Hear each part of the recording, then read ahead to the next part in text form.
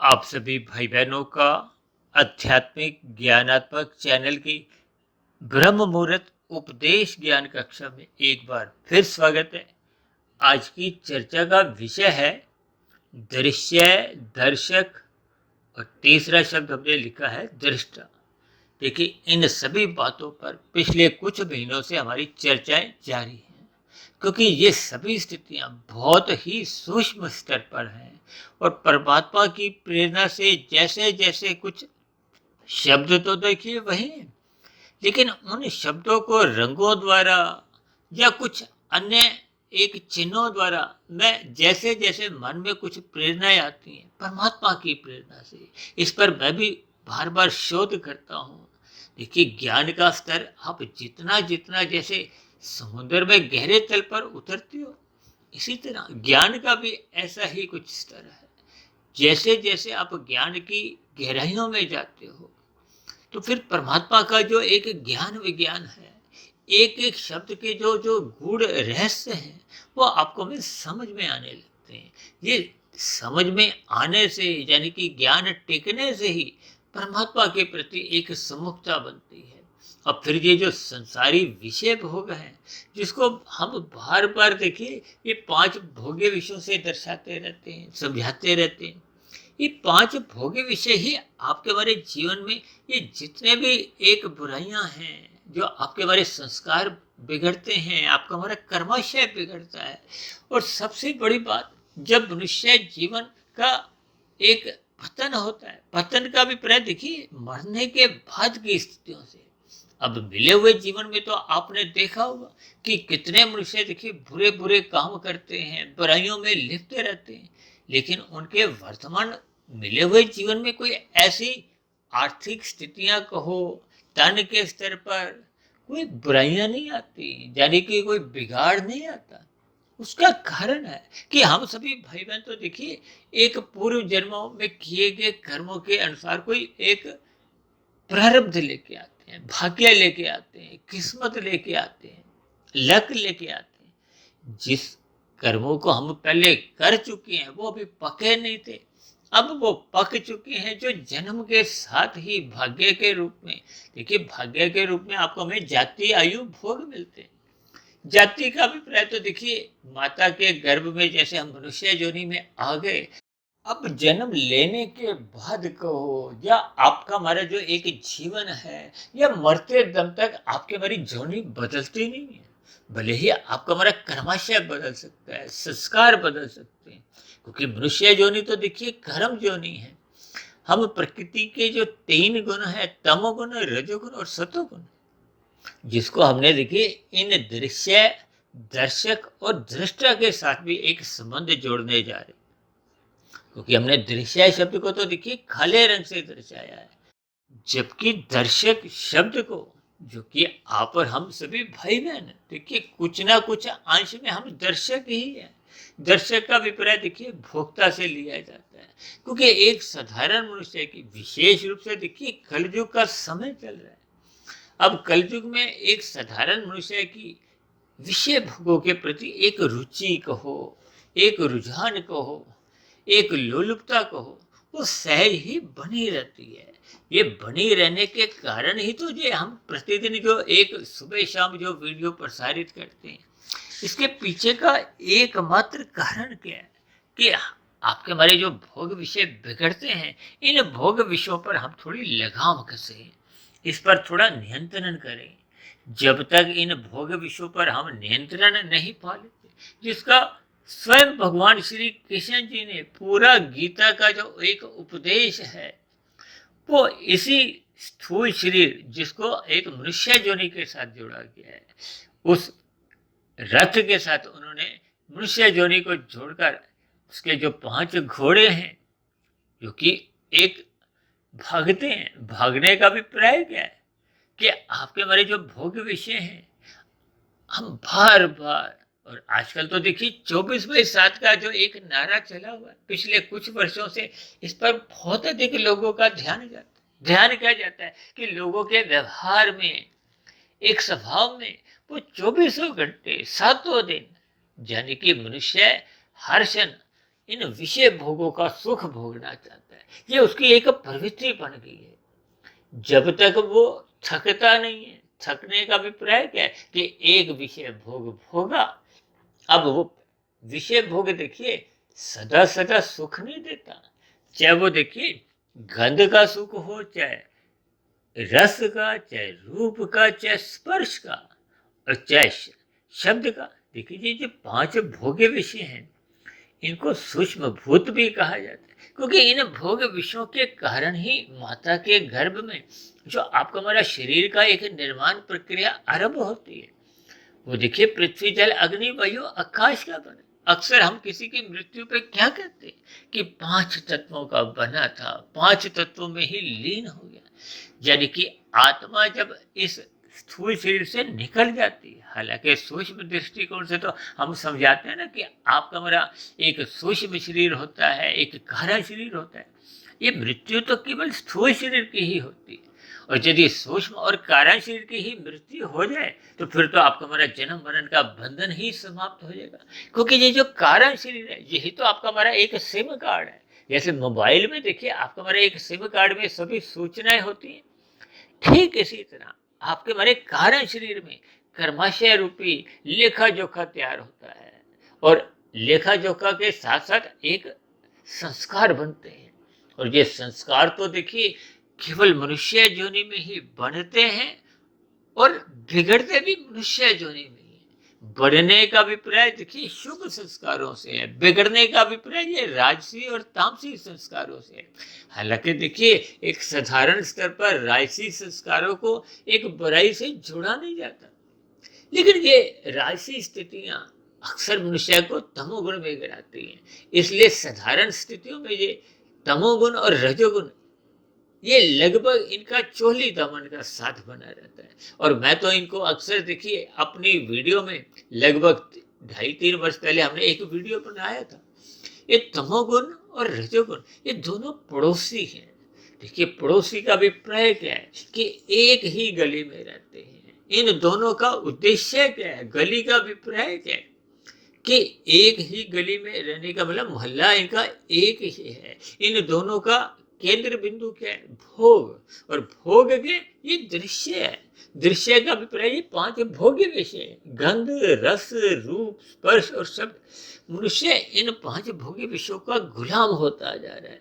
ये स्थूल शरीर के स्तर पर नाक जिभ्या आंख त्वचा कान ये 5 ज्ञानेंद्रियां हैं। इन 5 ज्ञानेंद्रियों द्वारा मनुष्य इन 5 भोग्य विषयों का सुख लेना चाहता है।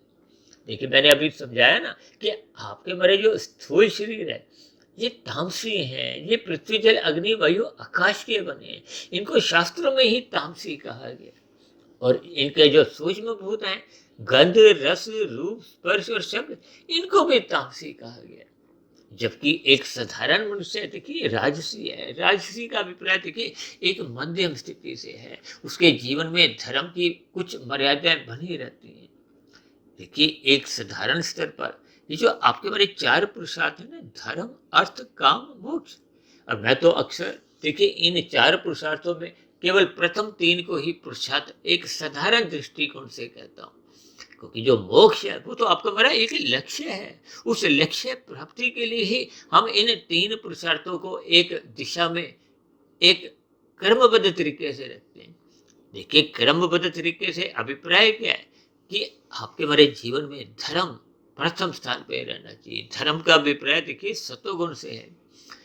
ये जो आपका हमारा अर्थ है धन है, देखिए 4 पुरुषार्थ है, धर्म अर्थ काम मोक्ष।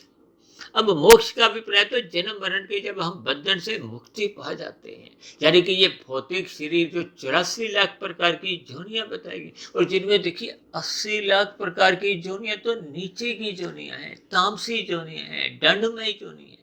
इन जोनियों के नाम सुनने से भी हम कभी कभी देखिए भयभीत होते हैं। अब ऐसी कितनी ही जोनी है, ऐसे कितने ही कीड़े मकोड़े हैं, कितने ही देखिए कुछ ऐसे पशु हैं जिनके एक नाम सुनने से भी हम भयभीत होते हैं। हम उन जोनियों में जाना नहीं चाहते, लेकिन उन जोनियों में जो आज जीवात्माएं हैं वो भी तो आपके हमारे समान कभी ना कभी किसी न किसी युग में किसी न किसी सृष्टि काल में वो भी आपके हमारे समान देखिए मनुष्य योनि में ही। और मनुष्य योनि क्योंकि कर्म योनि है, साधना योनि का एक विशेष अवसर है। इसीलिए तो हम बार बार इस आध्यात्मिक ज्ञानात्मक चैनल पर प्रतिदिन जो सुबह शाम वीडियो तैयार करते हैं। सुबह देखिए हम ब्रह्म मुहूर्त ज्ञान उपदेश कक्षा में कुछ गंभीर विषय लेते हैं, जैसे आज का भी देखिए ये गंभीर विषय है, क्योंकि अक्सर मनुष्य इन 3 शब्दों पर कोई चिंतन नहीं करता। क्यों? क्योंकि वो एक संसार में रचा बचा है। उसके जीवन में देखिए रजोगुण की या तमोगुण की ही प्रधानता है। अभी मैंने कहा था ना, ये दोनों पड़ोसी हैं, दोनों के उद्देश्य एक ही है। क्योंकि कोई भी मनुष्य पाप कर्म क्यों करता है, उसके पीछे का कारण ये 5 भोग्य विषय ही है। देखिए हम कोई हंसी मजाक में तो पाप कर्म नहीं करते। अब अक्सर मैं पाप कर्मों को देखिए, ये जो धर्म की जो एक स्थिति है, लाल बत्ती हरी बत्ती से एक साधारण शब्दों में जोड़कर हम सभी भाई बहनों को एक सरल सा संदेश देते हैं कि हमें लाल बत्ती पे रुकना चाहिए, केवल हरी बत्ती पे ही चलना है। अब लाल बत्ती पे कोई मनुष्य कब चलता है? क्यों? क्योंकि वो रुकना नहीं चाहता, वो आगे अपनी मंजिल की ओर, यानी कि अपने भोग विषयों की ओर भागना चाहता है। ऐसे कितने ही मनुष्य हैं जो दिन में देखिए कितने ही लाल बत्तियों को छोड़ते हुए अपने मंजिल की ओर, अपने जीवन के कार्यों को संपन्न करते हैं। अक्सर वो सोचते हैं कि मैं तो कोई गलत काम नहीं कर रहा। देखिए जब हम लाल बत्ती को एक जंप करते हैं तो हम अन्य हरी बत्ती वाहन पर जो जिन्होंने चलना होता है, हम उनके कार्य में थोड़ा विघ्न उत्पन्न करते हैं, उनको कुछ अंश तक हम दुखी करते हैं। कहते हैं ना, हम दूसरे के हिस्से को मत खाओ। इसी तरह मैं बार बार कहता रहता हूँ, दूसरों की हरी बत्ती पर अपना कब्जा मत जमाओ। जब आपकी हरी बत्ती होगी तो आप अपने वाहन को आगे ले जाओ। ये एक व्यवस्था है।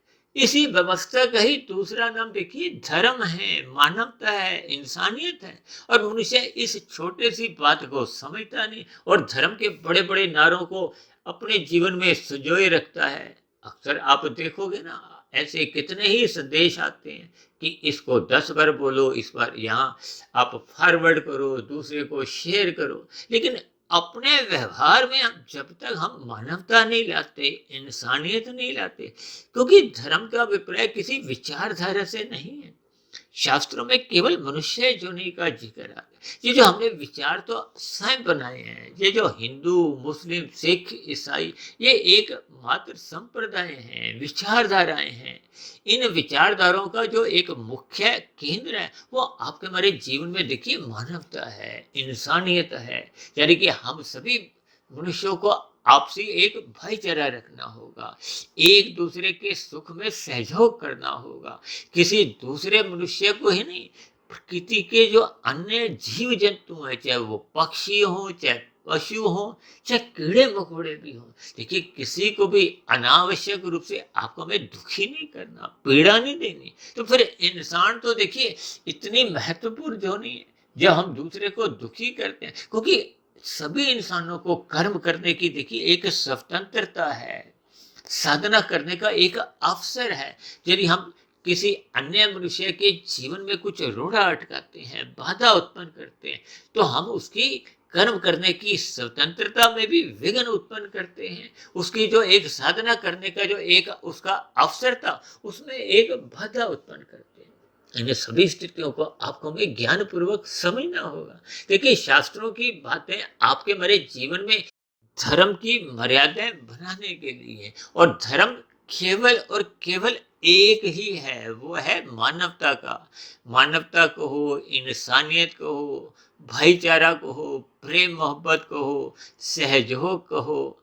यानी कि हमने अपने सुखों के लिए कभी भी किसी भी मनुष्य को ही नहीं, अन्य किसी भी प्रकृति के जीव को दुखी नहीं करना। यही तो एक राजसी कर्म है, यानी कि धर्म प्रथम स्थान पे बना रहना चाहिए। ये जो हम धन भी कमाते हैं, ये बिना छल कपट ठगी हेरा फेरी के कमाना चाहिए। तभी तो कहा जाता है ये जो अर्थ और काम है, यानी कि आपके हमारी जो भोग इच्छाएं भी हैं, कामनाएं भी हैं, यानी कि हम भोग इच्छाओं की पूर्ति के लिए धन कमाते हैं। यानी कि अर्थ और काम ये धर्म की चार दीवारी के भीतर ही रहना चाहिए। धर्म का अभिप्राय क्या है कि हम अपने कर्तव्य कर्मों को ईमानदारी से निभाएं। जब हम सभी भाई बहन अपने अपने कर्तव्य कर्मों को निभाने लगते हैं तो फिर हम दूसरों के अधिकारों की रक्षा करते हैं। अब जैसे मैंने अभी समझाया ना, आपका हमारा लाल बत्ती पे रुकने का एक कर्तव्य है और अन्य जो हरी बत्ती पे खड़े हैं, उनका हरी बत्ती पे चलने का एक अधिकार है। जब तक हम अपने कर्तव्य को निभाते नहीं है, हम अपने कर्तव्य कर्मों को जब नहीं निभाते तो हम दूसरों के अधिकारों को छीनते हैं। ये छीनने की स्थितियां ही देखिए आपका बड़ा पाप कर्मों का क्रमशः बढ़ाती है। और एक साधारण मनुष्य जब इन चलानों से उसका कोई एक संबंध नहीं जुड़ता, यानी कि वो पकड़ा नहीं जाता, अक्सर ऐसे मनुष्य देखिए इन बातों पर चिंतन नहीं करते। जबकि मैं बार बार अपनी इन सभी वीडियो में कहता रहता हूँ, देखिए परमात्मा की व्यवस्था में, प्रकृति की एक व्यवस्था में आपके हमारे चलान सदा कटते रहते हैं। कटने का अभिप्राय क्या कि जब जब हम निषेध कर्म करते हैं, देखिए कोई अपराध है या नहीं, लेकिन पाप कर्म श्रेणी में आते ही आपके हमारे चलान कट जाते हैं। और जब हम दूसरों को बाधा उत्पन्न करते हैं तो आपका हमारा देखिए वो पाप कर्म हो जाता है। अब अपराध से तो आप बच गए क्योंकि आप पकड़े नहीं गए, क्योंकि अपराध तो वही है ना जो पकड़ा जाए। जो पकड़ा नहीं गया तो फिर तो वो कोई अपराध घोषित ही नहीं होता। अब किसी ने देखी लाल बत्ती जंप की, फिर अगली हरी बत्ती पे आने पे तो उसका हक भी बन जाता है और फिर वो चलता रहता। तो पुरानी की जो उसने लाल बत्ती जंप की थी, अब उसके उसके किए गए कर्म का जो एक परिणाम है वो परमात्मा के यहाँ देखिए चलान फौरन कट जाते हैं। इन सभी स्थितियों को जब मनुष्य ज्ञान पूर्वक समझने लगता है, ये देखिए प्रकृति की एक ऐसी व्यवस्था है। ये जो 80 लाख प्रकार की जो योनियों में आज हम उनकी स्थितियां देख रहे हैं, इन्होंने भी देखिए उस मनुष्य योनि में पाप कर्म अधिक किए थे। क्योंकि आपका हमारा जो मनुष्य योनि का जन्म है वो तो तभी मिलता है जब संचित कर्मों में, यानी कि मरते समय पाप और पुण्य कर्मों की कम से कम तुल्यता होती है। राशि कर्म देखिए एक साधारण पुण्य कर्म माने जाते हैं। सात्विक कर्म जिसमें आप परोपकार के कार्य करते हैं, दूसरे मनुष्यों की सहायता करते हैं, जैसे हम भंडारे लगाते हैं, अन्न से, वस्त्र से, शिक्षा से, स्वास्थ्य की सुविधाएं अन्य मनुष्यों को देते हैं, पशु पक्षियों का हम देखिए भोजन की व्यवस्था करते हैं। इसी तरह जब हम अपने कर्तव्य कर्मों को निभाते हुए धर्म का प्रचार करते हैं, धर्म का प्रचार का अभिप्राय इंसानियत से है, धन भी लगाते हैं, समय भी लगाते हैं, ताकि एक व्यवस्था के प्रति लोग जागरूक हो। हम बार बार क्यों कहते रहते हैं कि रात को जल्दी सो जाना, क्योंकि रात को देखिए तमोगुण की स्थितियां होती हैं, मौनात्मक स्थितियां होती हैं। मौनात्मक स्थितियों का अभिप्राय आपके बारे जो वासनाएं होती हैं, ये वासनाएं देखिए स्थूल शरीर के स्तर पर होती है, भोग विषयों से प्रेरित होती हैं। ये जब अमर्यादित होने लगती हैं तो मनुष्य को उन विषय भोगों में एक विशेष प्रकार की सुख लेने की प्रवृत्ति बन जाती है, जिसके फलस्वरूप उसका एक राशि और तामसी स्थितियां बिगड़ने लगती हैं। उसका फिर सतोगुण के प्रति कोई उत्साह नहीं रहता, कोई रुचि नहीं रहती, वो रुझान बना नहीं रहता। इसलिए तो हम बार बार कहते हैं रात को जल्दी सो जाना चाहिए, ताकि हम सुबह ब्रह्म मुहूर्त में उठ सकें। ब्रह्म मुहूर्त का समय क्या है? परमात्मा से जुड़ने का। वो एक ब्रह्म शब्द देखिए परमात्मा के लिए आता है, वो सतोगुण की एक शुद्धतम स्थिति है। इसलिए तो जो आज हमने देखिए 3 शब्द जो लिए हैं, अब दृश्य में देखिए हमने काले रंग से जोड़ा है, क्योंकि जितने भी ये जो आपके बड़े शरीर हैं ये भी तामसी हैं। ये पृथ्वी जल अग्नि वायु आकाश के बने हैं। ये जितने भी दूर दूर तक जो आपको हमें दृश्य नजर आते हैं, ये भोग विषय, ये सभी अपने आप में देखिए तामसी हैं। और मनुष्य जब इन विषय भोगों को सुख लेना चाहता है, यानी कि वो इन दृश्यों के संग अपने आप को जोड़ना चाहता है, तो फिर उसकी जो एक स्थिति है मन बुद्धि की, ये सात्विक न रहकर एक राशि बन जाती है। इसी राशि को ही हमने एक दर्शक शब्द से जोड़ा है। यानी कि जब जब हम दृश्य का सुख भोगना चाहते हैं, ये पांच भोग्य विषय देखिए दृश्य ही हैं। और दृश्य देखिए अपने आप में कभी समाप्त नहीं होते। अब भोग विषय तो आप और हम देखिए भोगते भोगते समाप्त हो जाते हैं। समाप्त होने का अभिप्राय क्या है कि आपके हमारे शरीर की ये जो एक बचपन अवस्था से किशोर अवस्था आती है, फिर युवावस्था आती है, फिर प्रौढ़ अवस्था आती है। अब प्रौढ़ अवस्था के बाद तो आपका हमारा स्थूल शरीर की जो एक भोग्य ज्ञानेन्द्रिय है या कर्मेंद्रिय है, एक ही ज्ञानेंद्रियों का अभिप्राय मैंने अभी बताया ना, नाक जिह्वा आंख त्वचा कान, और पांच कर्मेंद्रियों का अभिप्राय हाथ पैर वाणी लिंग गुदा, ये सभी कमजोर होने लगते हैं, शिथिल पड़ने लगते हैं। यानी कि ये भोग विषय तो समाप्त नहीं होते, ये संसार तो यूं ही एक प्रवाह में चलता रहता है। यानी कि ये दृश्य समाप्त नहीं होते, लेकिन इनको भोगने वाला जो एक दर्शक है आप और हम, ये हम समाप्त हो जाते हैं। क्योंकि आपके हमारे स्थूल शरीर देखिए वृद्धावस्था में आते आते एक शिथिल हो जाता है।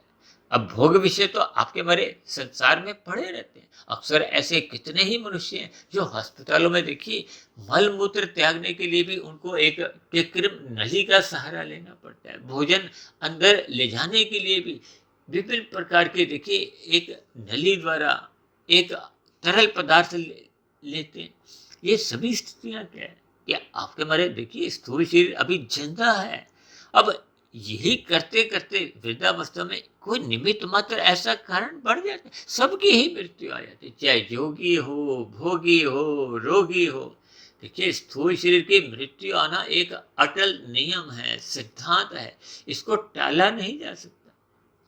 तो इसका अभिप्राय क्या है कि दर्शक समाप्त हो जाते हैं, ये दृश्य बने रहते हैं। अब मैंने दृश्य और दर्शक के बीच में एक बाएं हाथ में जो एक तीर दिखाया ना, ये एक रुझान समझाता है, एक लोलुपता समझाता है। ये लोलुपता ज्ञान यानी कि आपका हमारा जो एक झुकाव है, इसको आपको हमें थोड़ा चिंतन करना, ये ज्ञान आपको हमें एक चिंतन की ओर ले जाना चाहिए। इसलिए तो मैंने इसको सफेद रंग से दर्शाया। और इन दोनों ही स्थितियों पर जब हम विचार करते हैं तो हमने एक नया शब्द क्या लिखा है, दृष्टा।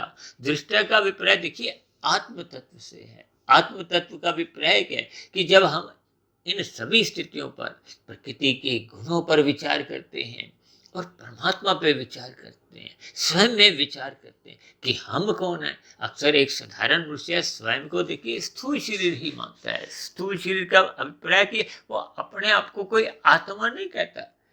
अक्सर हम कहते हैं ना, ये मेरी गाड़ी, ये मेरा घर, ये मेरा मेरी की जो एक स्थिति है, ये एक स्थूल शरीर के स्तर पर हम अक्सर बोलते रहते हैं। यानी कि स्थूल शरीर अलग स्थितियां हैं, क्योंकि आपका हमारा सूक्ष्म शरीर और कारण शरीर, इन सभी स्थितियों के आपको हमें एक संबंध को समझना चाहिए। अक्सर हम बार बार कहते रहते हैं कि हम मनुष्य जीवन में जैसे जैसे कर्म करते हैं, कि शास्त्रों में तो कहा गया विहित कर्म धर्मानुसार करो, विधि विधान द्वारा करो, जिनकी शास्त्र आपको हमें अनुमति देते हैं ताकि आपको हमारा जीवन चले, संसार की एक व्यवस्था चलती रहे। लेकिन शास्त्रों में जिन जिन कर्मों के लिए मना किए गए, निषेध है, जैसे यातायात में जो जो एक व्यवस्था बनी हुई है, निषेध कर्म करने पे आपके हमारे चलान करते हैं। लेकिन परमात्मा के यहाँ भी पाप कर्म होने से आपके द्वारा पाप कर्मों का कर्माशय बढ़ता है। और जब पाप कर्म असंतुलित हो जाते हैं, यानी कि 50% से अधिक हो जाते हैं, तो पुण्य कर्म की देखिए न्यूनता रह जाती है। अब पाप कर्म किसी के यदि 80% हो गए हैं, पुण्य कर्म केवल 20% है, तो फिर ऐसी स्थिति में फिर उसको बहुत नीचे की जोनियों में जाना पड़ता है। अक्सर हम इनका एक क्रम बताते हैं, जबकि शास्त्रों में कोई ऐसी स्थितियां मेरे पढ़ने में नहीं आई। लेकिन परमात्मा की प्रेरणा से देखिए प्रकृति के 3 गुणों की जैसी जैसी स्थितियां हैं, परमात्मा का ज्ञान विज्ञान इन गुणों से ही आपको हमें समझना होगा। और भगवान श्री कृष्ण जी ने तो बार बार कहा है कि प्रकृति के इन 3 गुणों को आपको हमें ज्ञान पूर्वक समझना होगा। आपके हमारे जो 3 शरीर हैं, तमोगुण, रजोगुण और सतोगुण के ही बने हैं, और ये है स्थूल शरीर, सूक्ष्म शरीर और कारण शरीर। देखिए, परमात्मा की एक व्यवस्था को जब हम ज्ञान पूर्वक समझने लगते हैं, क्योंकि आत्मा और परमात्मा तो देखिए ये चेतन सत्ता है। आत्मा एक साधारण चेतन सत्ता है, ज्ञान स्वरूप कही गई। अक्सर हम बार बार एक शब्द बोलते हैं ना, सच्चिदानंद। सच्चिदानंद के जब हम संधि विच्छेद करते हैं तो तीन शब्द निकलते हैं, सत्य, चित, आनंद। आनंद शब्द परमात्मा के लिए आता है, किसी आत्मा के लिए नहीं कहा जाता। यदि आत्मा में ही आनंद होता तो फिर हमें परमात्मा की भक्ति करने की कोई जरूरत ही नहीं है, परमात्मा की सम्मुखता करने की आपको में कोई जरूरत ही नहीं होती। आत्मा केवल ज्ञान स्वरूप है, और जब हम ज्ञान में स्थित हो जाते हैं तो फिर परमात्मा की निकटता कहो, भक्ति कहो, प्रीति कहो, सम्मुखता कहो, ये अपने आप ही बनने लगती है। फिर आपको हमें बनानी नहीं होती। यानी कि आत्मा कभी भी इस माया के, इन दृश्यों के, ये जो गंध, रस, रूप, स्पर्श और शब्द है, इन भोग्य विषयों में अटकते ही नहीं है, रुकते ही नहीं है, उसका स्वभाव ही नहीं है। देखिए, सभी आत्माओं का एक ही स्वभाव है, वो सदा ही परम सुख की तलाश करती है।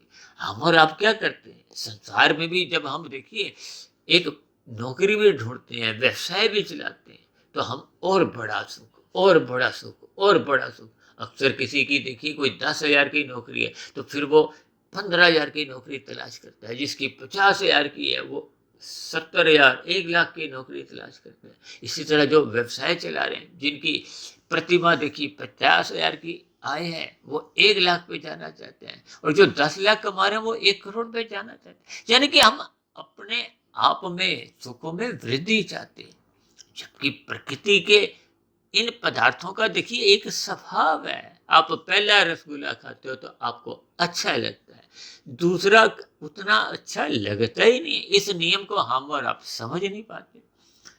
फिर हम दूसरे के बाद जब तीसरा खाते हैं तो फिर वो तीसरा, चौथा तो दूसरे के मुकाबले भी सुख नहीं देता। और यदि फिर भी हम रसगुल्ले खाने से चूकते नहीं, हटते नहीं, रुकते नहीं, तो फिर वही रसगुल्ले आपके मारे एक अपच करते हैं, उल्टी ले आते हैं, यानी दुख में स्थितियां उत्पन्न करते हैं। इसीलिए तो मनुष्य देखिए एक भोग विषय पकड़ता है, भोगता है, तब तक जब तक वो सुख देता है। जैसे ही वो दुख देने लगता है तो फिर वो दूसरे सुख की ओर, दूसरे दृश्य की ओर, यानी कि ये जो 5 भोगी विषय हैं, फिर वो पहला सुख छोड़ता है। पहले हम पकड़ने के लिए कर्म करते हैं, या पाप कर्म भी करते हैं, और फिर उस विषय भोग को भोग कर उसको हम छोड़ भी देते हैं। देखिए कितनी विचित्र सी बातें। इन सभी स्थितियों को मनुष्य जीवन में ही हम समझ सकते हैं। यानी कि जब तक हम दृष्टा भाव नहीं रखते, आत्मस्थित नहीं होते, आत्मा का स्वभाव नहीं समझते, ये जो 3 गुणों की जो एक स्थिति है, भगवान श्री कृष्ण तो बार बार कहते हैं, इन गुणों से आपको में बंधना नहीं है, इन गुणों को अपना कार्य करने दो।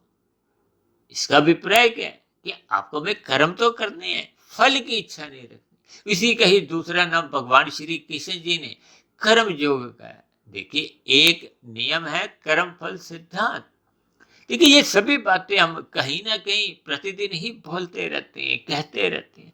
ये तो जब जब आपका हमारा कुछ नया वीडियो का नाम होता है, तब उस बने या रखे गए नाम के अंतर्गत जैसे जैसे उसके रंग होते हैं, वो देखिए हम सभी प्रकृति के 3 गुणों से संबंधित है। आपके हमारे जो 3 शरीर हैं, क्योंकि मृत्यु तो केवल स्थूल शरीर की होती है। अब स्थूल शरीर की मृत्यु होने पर कारण शरीर में जैसी जैसी स्थितियां होती, ये स्थूल शरीर आपके हमारे देखिए ये जो 84 लाख प्रकार की योनि है, ये तो एक कार्य है, और कार्य कारण का संबंध को हम इनकार नहीं कर सकते। देखिए स्थूल शरीर के स्तर पर जब जब कोई रोग उत्पन्न होता है तो हम डॉक्टर के पास जाते हैं, डॉक्टर भी कुछ और नई बात नहीं करता, वो कारण को ही ढूंढता है, उस कारण को एक निवारण कर देता है, तो आपको हमारा रोग ठीक हो जाता है, दूर हो जाता है, समाप्त हो जाता है।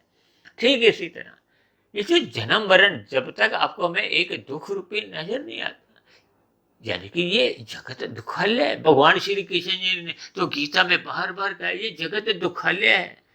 हालांकि मेरा ऐसा मानना है कि ये सुख भी आते हैं, लेकिन अल्पकालिक है, दीर्घकालिक तो दुख बने रहते हैं। इसलिए तो इस जगत को दुखालय कहा गया।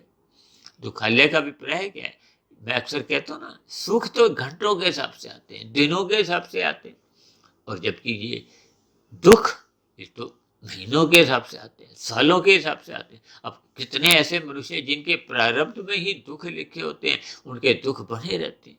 देखिए, इन सभी स्थितियों को आपको में ज्ञान पूर्वक समझना होगा। अपने मिले हुए जीवन में ये जो साधना की स्थिति है, योग की स्थितियां, जिसको भगवान श्री कृष्ण जी ने कर्म योग, ज्ञान योग, भक्ति योग से जोड़ा है, ये तभी आरंभ होती है जब हम इन दृश्य और दर्शक की स्थितियों पर नजर रखते हैं। इसलिए मैंने एक नया तीर नीचे की ओर क्या दिखाया कि वो इन दोनों को ही, जैसे हम दोनों आंखों से देखिए देखते हैं, ठीक ऐसे एक दृष्टा भाव, जब इसको देखिए मैंने एक सात्विक स्थिति से दिखाया, यानी कि जब हम इन दोनों पर अपनी नजर बना लेते हैं, इस पर चिंतन करते हैं, इस पर मंथन करते हैं, विचार करते हैं, तो फिर आपका हमारा एक दृष्टा भाव जगता है। दृष्टा भाव का अभिप्राय क्या है कि हम आत्मस्थित होने लगते हैं। देखिए, आत्मस्थित होने से ही तो परमात्मा के प्रति आपकी हमारी प्रीति जगती है, क्योंकि परमात्मा एक आनंद स्वरूप सत्ता है, वो उनका एक स्वभाव है। यानी कि परमात्मा ही आनंद है या आनंद ही परमात्मा, दोनों एक ही बातें हैं। आनंद कोई अलग स्थिति नहीं है, परमात्मा कोई अलग स्थिति नहीं है। इसलिए इन सभी स्थितियों को आपको भी ध्यान पूर्वक समझना है। परमात्मा ने इन तीन गुणों की जो एक स्थितियों को बार बार गीता के जो 13वां 14वां अध्याय में समझाया है, और हम तो देखिए इन तीन गुणों की प्रतिदिन ही चर्चाएं करते हैं। परमात्मा के आशीर्वाद से आज तक हमने जो लगभग 1570-80 जो वीडियो बनाई है, वो सभी के सभी इन तीन गुणों से ही संबंध रखती हैं। इन तीन गुणों से ही आपके हमारे तीन शरीर संबंध रखते हैं, क्योंकि जब तक कारण शरीर बना रहता है, ये बार बार आपके हमारी जो 84 लाख प्रकार की योनियों में जन्म मरण होते रहते हैं।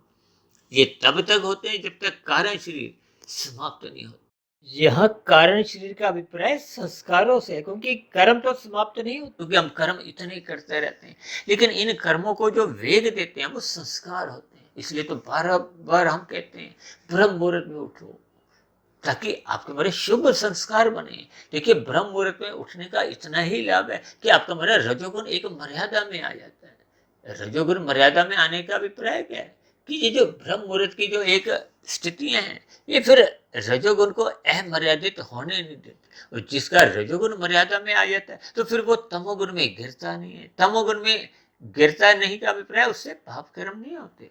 ये सभी स्थितियां फिर मनुष्य के जीवन में एक मर्यादित रहती है, उसका कर्माशय नहीं बिगड़ता, उसके बुरे संस्कार नहीं बनते। और जब ये सभी स्थितियां एक नियंत्रण में आती हैं, तो आपके हमारे जीवन में कहीं ना कहीं फिर वो आध्यात्मिक उन्नति होने के लिए वो एक नींव तैयार होती है। देखिए, जब तक सात्विक स्थिति मजबूत नहीं होती, तो फिर नींव तैयार नहीं होती। उस पर कर्म योग, ज्ञान योग, भक्ति योग रूपी ये जो इमारतें हैं, ये फिर खड़ी हो नहीं पाती। देखिए, राजसी स्थिति में आपका हमारा एक संसार लगभग चलता रहता है।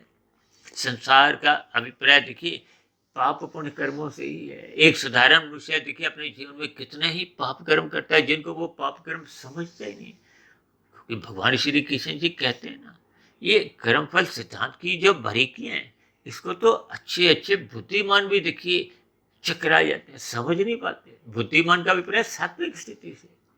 तो इन सभी स्थितियों पर आपको हमें विचार करना होगा। अपने भीतर में ये जो दृष्टा भाव है, इसको जगाना होगा, ताकि आपके हमारे जीवन में आध्यात्मिक उन्नति एक दिशा पकड़ ले। यानी कि आपके हमारे जीवन में अधोगति की स्थितियां ना हो। ये जो 5 भोग्य विषयों के प्रति जो एक लोलुपता आपके हमारी जागती रहती है, उससे हम बचें। यानी कि आपके हमारे जीवन में ये जो दर्शक भाव है, ये दर्शक भाव से हम दृष्टा भाव में आ जाएं, ताकि हम दृश्यों के ऊपर हमारी आपकी जो एक फिसलन है वो रुक जाए। देखिए, ये केवल शब्दों द्वारा ही बात समझ नहीं आती। आपको मैं इन सभी स्थितियों पर विचार करते हुए अपने दिनचर्या को एक व्यवस्थित करना होता है, अनुशासित में रखना होता है, तभी हमारे भीतर में ये दृष्टा भाव जगता है। तो ऐसे सभी शुभ स्थितियां आप सभी भाई बहनों के जीवन में भी बनने लगे।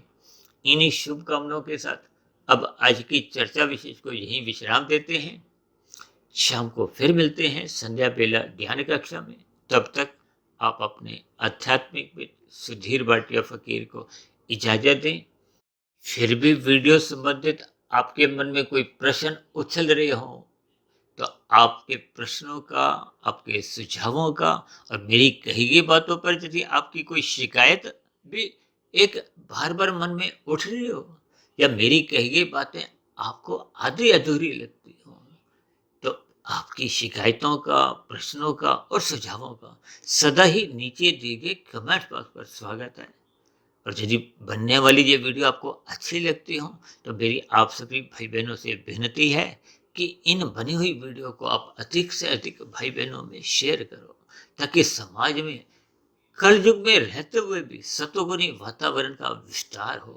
उस सतोगुणी वातावरण में हम सभी भाई बहनों का सुखमय जीवन बीते, परमात्मा में सदा प्रीति बनी रहे। तो चर्चा विशेष को ध्यानपूर्वक सुनने के लिए आप सभी भाई बहनों का भी बहुत बहुत धन्यवाद।